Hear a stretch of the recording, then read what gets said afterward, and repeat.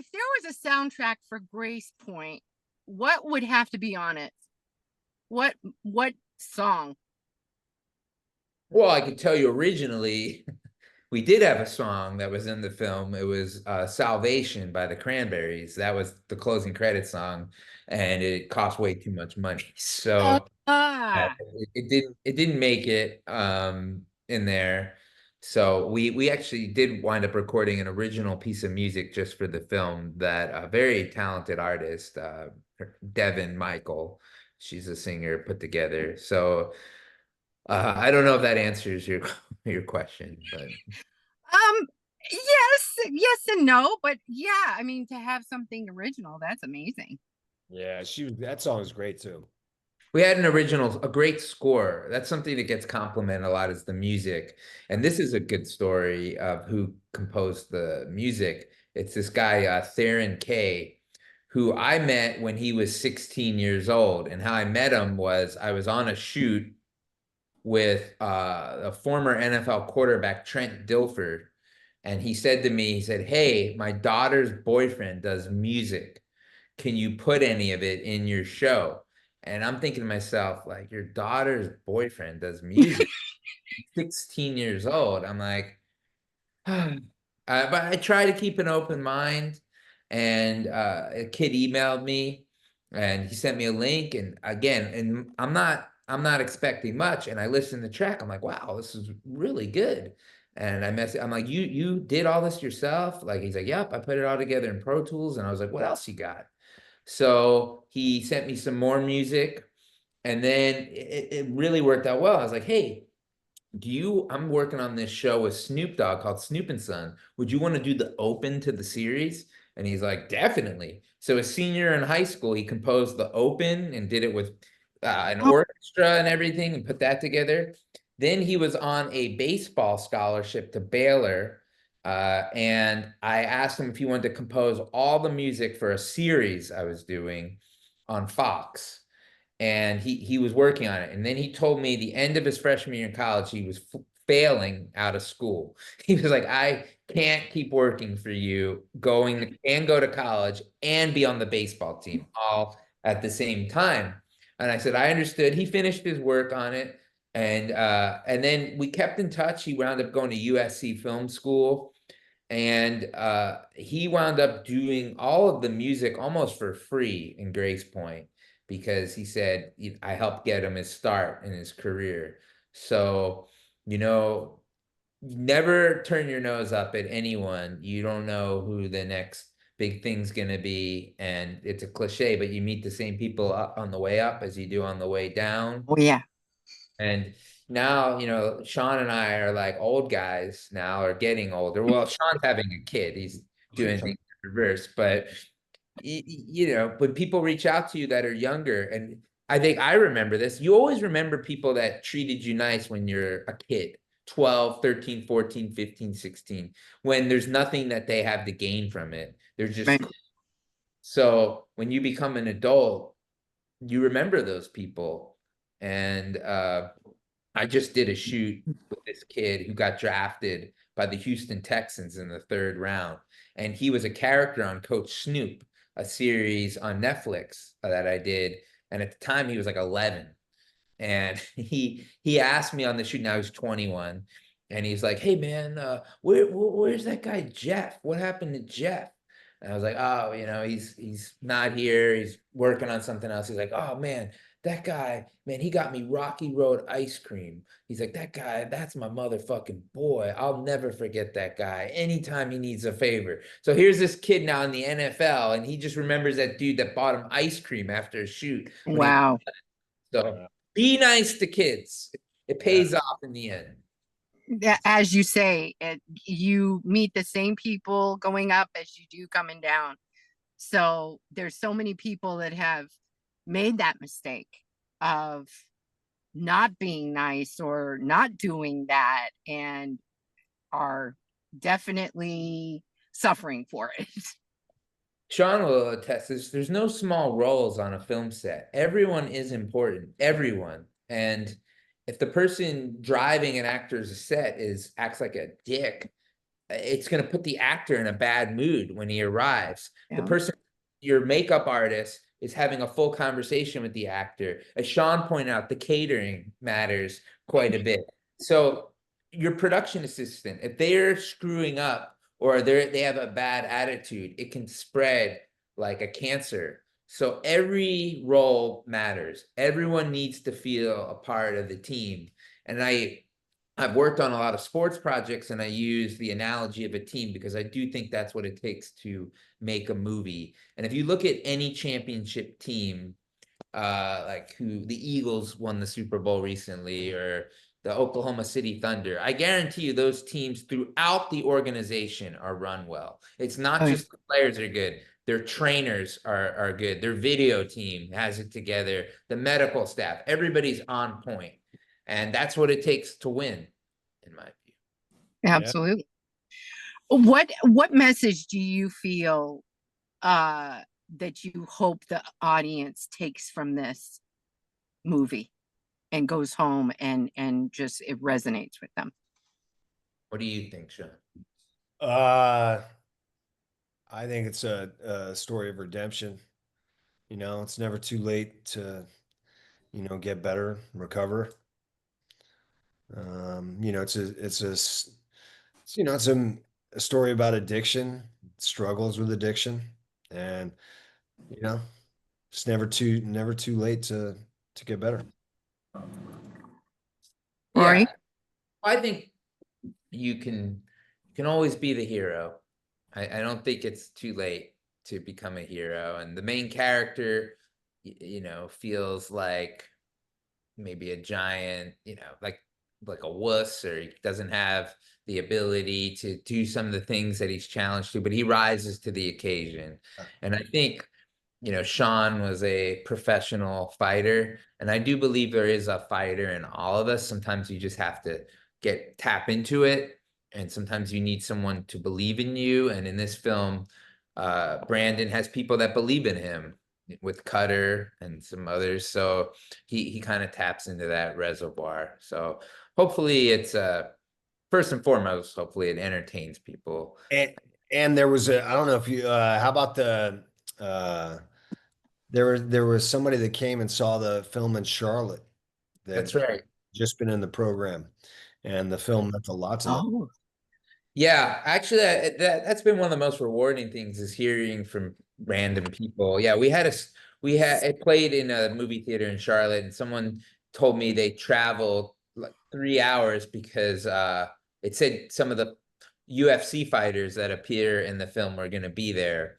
They weren't. Sean and I were, but the UFC. Weidman was there. Chris Weidman was there. Oh, I don't think he was there on that day. I think Oh, it was a different day, but a person told me he had gotten out of rehab like 4 months ago or something, and he said he didn't even know what the movie was going to be about, and he told me he was blown away and how glad he was that he made the trip. And then somebody who reviewed the film on YouTube, she sent me an email and said that she doesn't talk about this much, but she lost her brother to addiction. And there's a line in the film, you know, don't judge me by my worst mistake. And she said that line really hit her hard, and she was bawling, crying. And, you know, I think that's when movies and TV work the best, is when you can see some elements of your own life in it, and it can really hit home. So hopefully Grace Point can offer that as well. absolutely. Do you have a scene in the movie that still gives you chills? My own work giving me chills. I mean, that would make me like the ultimate douchebag if like I love watching what I do. I can't get enough of it. Well, I there's a couple of scenes that really do actually get to me. There's this scene in the by the fire when Brandon is talking to Cutter, and he thanks him for coming back for him. That always kind of gets to me. I think that's probably Johnny's best scene in the movie. He was just really good in that scene, and I found it very touching, their interaction in it. I mentioned Sean's scene in the prison. I also really like the scene by the pond with Jim Parrick as Cutter. He's great in that scene, in my opinion. And also it just looks beautiful. We shot it at the magic hour, and I think the scenery in the film is really a character too. So, and that's in that moment, it really kind of shines through. So, you know, there's definitely some things I cringe at when I watch the film, things I wish I would have done differently looking back at it. None of Sean's acting, but things that I wish I would have done differently that would have made the film better. But there's a lot that I'm very proud of, and mainly just how, you know, the two biggest compliments I get about the film are how well it's shot, how well it looks, which is totally due to our director of photography, Al Francesco, and then the acting. The acting is one thing that always comes back. They mentioned Sean, they mentioned Jim Parrick, also Harlan Drum is mentioned a lot. Yeah. Dean Thomas, even the smaller people. So I'm very proud of that. That there's such, in my opinion, great performances in the film. Oh, absolutely. I love to do this. It's a quick fire answer. Just give me the first word that comes out of your mouth. Grace Point in one word. Sean, Thrilling. Rory, Emotional. best line in the film. uh, I think what you just said, don't judge us by our past mistakes. Is that it? Is that the right? Close, Sean. Close. Right. Don't judge us by our worst mistakes. It was, he was saying about his mom who was killed drinking and driving herself. You know, don't judge her by her worst mistake, somewhere along those lines. So I think that's true for a lot of people, especially in today's culture. You know, uh, cancel culture is very big. Somebody may, Oh and yeah. we're all human, and I think I see it with celebrities a lot. I mean, I think for all of us, if our life was all public and people knew our some of our worst moments, it can all be pretty embarrassing and humiliating. So, I mean, no pun intended, I try to give people grace in a lot of situations. Now, if there's consistent patterns of mistakes, or somebody's like a Harvey Weinstein or Bill Cosby, that's different. But if somebody fucks up, and you know, sometimes it can be a really bad mistake, but question is, should it encompass their whole life, and that's how you view them? I think, you know, that should be open for some interpretation and conversation, and I do believe in forgiveness. Okay, so something just dawned on me. Is that what the title means? Grace, and it's a point of forgiveness and allowing grace? Is that where it came from? Now you're starting to get it, Deborah. Yeah. So Oh my God, I a just little bit, got yeah. it. The name of the town, but I think just, you know, with social media, it's so easy to just attack people right now. And when someone says something, and then it's all, I look at it, it's like that feeling when you're driving in your car and someone cuts you off, you're giving them the finger, yelling. Oh, People yeah. do things they would never do in public. Maybe Sean would, because he can back it up, but regular folks like me, I don't yell at people in other cars, man. yeah, no, that's true. Um, so I'm trying to get shot, dude. yeah, Yeah, but I just think that it'd just be good to, you know, try to have some empathy. I think, for, you never know what someone's going through. That's something that I read once, and I've always thought about. You know, you never know what somebody's going through. The person that's the cashier that's rude to you, or someone's going through something else, and you never know what's in someone's head. And I try to just think about that, um, you know, with my interactions and whatnot. yeah. One moment on set that you'll never forget. You go, Sean. Mm, Not easy, right? I think the first moment I got to act with Andrew McCarthy. I'll never forget that. Okay.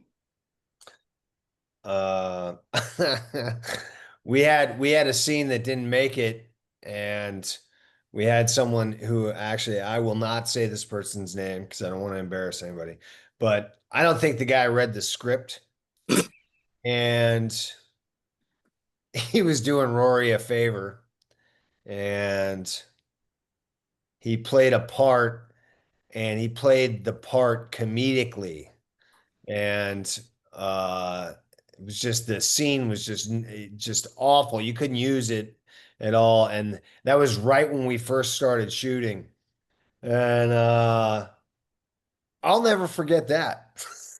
Because it became a joke how terrible that scene was. So, but that person shall remain nameless. Mm. Well, Now, But he was a famous person. oh, okay. Oh, Came to that's set, interesting. did not read the script, thought it was a comedy. I don't know how you would Oh, be able to take a comedy out of that one. yeah. Well, that's what happens when you don't read the Yeah, yeah, so that's true. that's one of my regrets, though, is I wish I had put a little more humor in the script at times, because that's something that struck me a lot. And Sean, I think you maybe mentioned it at the premiere we had in LA. Like, people want to laugh sometimes in with tension, and even in The Godfather, there's some funny moments and scenes, and I think when you make someone laugh, it brings their defenses down more to make them cry. So that's something I just not I didn't want to make it like slapstick or anything, but just a couple of just small hints of humor, I think would have been good. But for me, the I don't think that scene would have been the time to do it though, Corey. no, no, it wasn't. And the person was doing me a favor, and they weren't an actor too. So I definitely take the blame for that. For just bringing that person on, who is a great guy, by the way. Um, but for me, one of the best moments of my whole life, it's actually Sean's been a part of two of the best moments of my entire life, which maybe is a glimpse into me not having a very exciting life. But um, Come on, man. well, because my sons were asking, like, "Hey, like, what are the three best moments you've ever had? Like, was it the day we were born?" I'm like, if I'm being honest, it wasn't. I Oh. every day that I get to spend with you is incredible, but the day you were born, it didn't do that for me like it does for some other people. But one of the best days I had was we had a wrap party for the film, and one of my friends that worked on it, she did wardrobe and was a producer, Ashlyn.